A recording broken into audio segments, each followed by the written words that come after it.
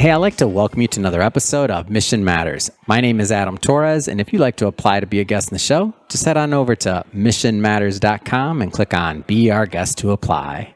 All right, so today I am in downtown Los Angeles, and I'm at the Latinitude event hosted by NAREP. And let me tell you, it's one of my favorite events of the year where there's all these amazing speakers, which I was able to snag one from the stage. She just got off stage. Vanessa, welcome to the show. Thank you so much, Adam. It's awesome to be here. All right, Vanessa. So have you been to a Latinitude before, or is this your first time? Like, give me a little bit of the backstory.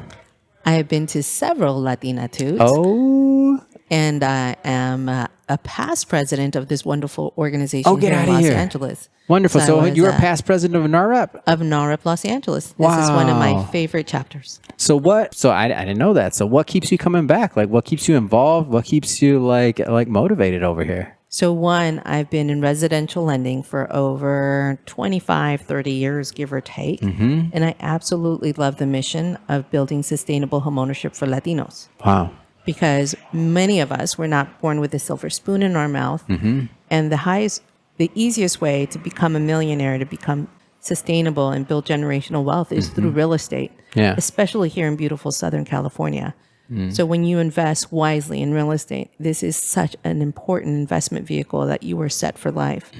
And building it and doing it the right way and helping a Latino become a homeowner is just, it speaks wonders. You build a community, you build education, your children thrive, your community thrives. So I absolutely love the mission statement of a Hispanic sustainable homeownership.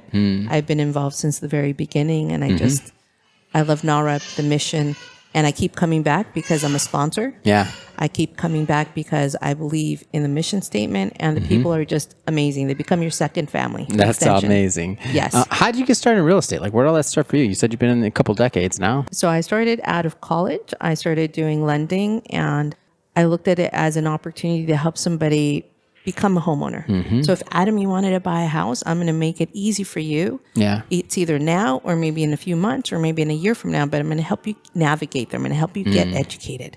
And what's the best program for you based on your income, your assets, your capacity of payment. So I look at all of that, and that's what started for me. And then I looked at it like, oh my God, I can help you. I can help your family. I can help a community.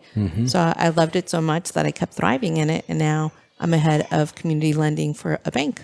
It's amazing. And now you're in a leadership position. You've been doing this a long time. What do you tell the next group as you're coaching individuals, you're mentoring? Obviously, you're hiring them 2-3 year role, but like for the people at home, how do they what do you recommend they do if they want to get started and get into the industry? This is the best career in the whole world. Yeah.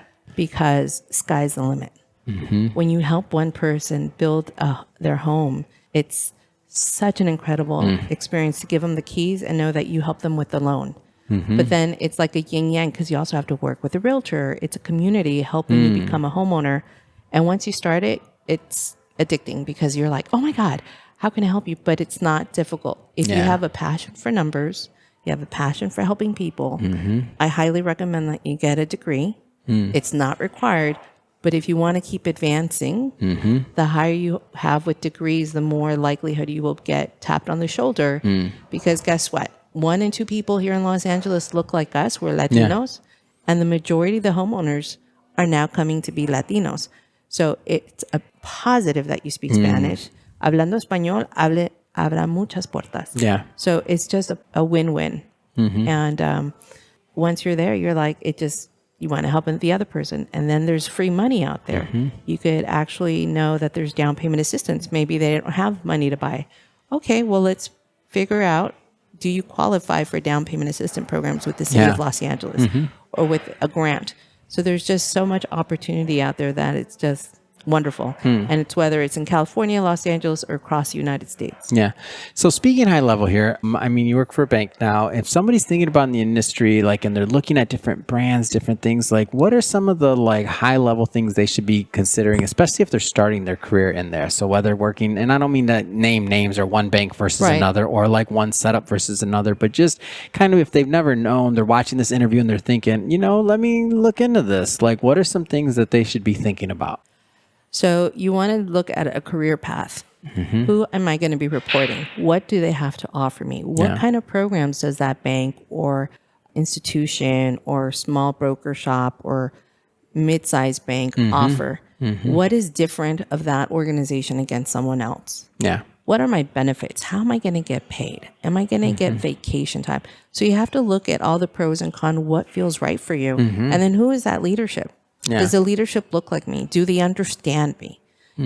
What do they bring to the table? Are they going to give me leads? Are they going to give me marketing? Are they going to help me with technology? You want to be in a place where you feel comfortable. Yeah. That you really enjoy the leadership, and then who's in the board of directors? Who is the executives? Do I want to learn from this person? Because if you're at the interview, you're like, you know what, that didn't feel right. Walk away because you can go to another institution. Yeah. And it's just like when you're interviewing, right? You're like, that person just didn't feel right. Sky's the limit. Don't limit yourself. I think I've been working at several companies. I had my own at one time. But it has to be right for you. You have to, believe in that mission and the vision. And what is the company culture like? Yeah. Yeah. Now, you were on stage earlier. Tell me a little bit more about. I was in here doing interviews, and they don't let me out. Gabby, Jose, they got me working over here. Not rap. They don't play. They're like, get to work, Adam. We brought you here to do interviews, right? Okay. So what did you talk about? I didn't catch the. So I talked about the 1% of Latinas hold a PhD or a doctorate. Oh wow. So I have a doctorate in executive leadership. So I talked about how women can advance their careers by going to school. So I'm an advocate of education because I am upset and I don't agree that women should be making 60 cents to $1 that are Latinas. I'm like, oh, no. Not in this book. We're all in equal playing field. Yeah. So I'm a feminist at heart. I'm an educator at heart. And I want just to rise one Latina at a time. And, I'm not the only one at the table. I want all of us at the table. Yeah, I was pretty shocked on that data, by the way. This is the second year I covered the Marymount College, I believe that's the name off the top of my head, that does the State of the Woman report in California. It's this huge report. And it tracks things like that. And when I was looking at it, I'm like, wow. And then when you think about some of the data behind why those numbers like that, then you start like amateurizing it or saying like, okay, if that money was invested during this time or this or that, whatever, you're like, literally. And like even at a household, like even like what it looks like in education, all that stuff that you're saying, like that matters over time when it comes to the bottom line of money. We're 51% of the population. Women outpace men. Women outlive men. Women hold 60% of the wealth. And yet we're not making the same. I'm like, no. That's unacceptable in this book. So that's what I was talking about is I shared that my North Star, my mantra is querer es poder. Where there's a will, you have that power. And this was my father's. Wow. My father's saying his dicho. So I've always had that in my head. Querer es poder. Wanting is getting. That sky's the limit. We are our own limits.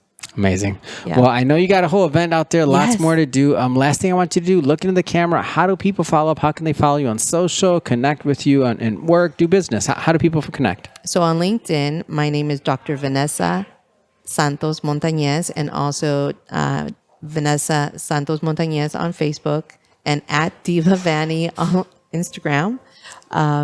And you can find me at City National Bank. I'm the head of community lending. If you have questions, you want to get into lending, let me know. I'd love to be your coach and guide you. And also, if you're looking about buying a home, we have the best program out there called Ladder Up with a $20,000 grant, which is amazing. And you don't have to pay it back. It truly is a gift for down payment, closing costs, or to buy down the rate. And I'm really proud of that because that's a program that I helped create. So I love building generational wealth. So please connect with me, become a homeowner, go back to school, get your degree, and don't forget to become a member of NAREP because this is one of the best organizations out there, the National Association of Hispanic Real Estate Professionals. Thank you. Querer es poder. Fantastic. And everybody watching, just so you know, we'll definitely put some links in the show notes so you can just click on the links and head right on over. And speaking of the audience, if this is your first time with Mission Matters and you haven't done it yet, hit that subscribe or follow button. This is a daily show. Each and every day, we're bringing you new content, new ideas, and hopefully new inspiration to help you along the way on your journey as well. So again, hit that subscribe or follow button. And Vanessa, again, thank you so much for coming on the show. Thank you, Adam. It was a pleasure to be here. Mission Matters, great podcast. I'm also a listener. So please get enlightened, listen to Adam, and let's make this a great day. Thank you so much.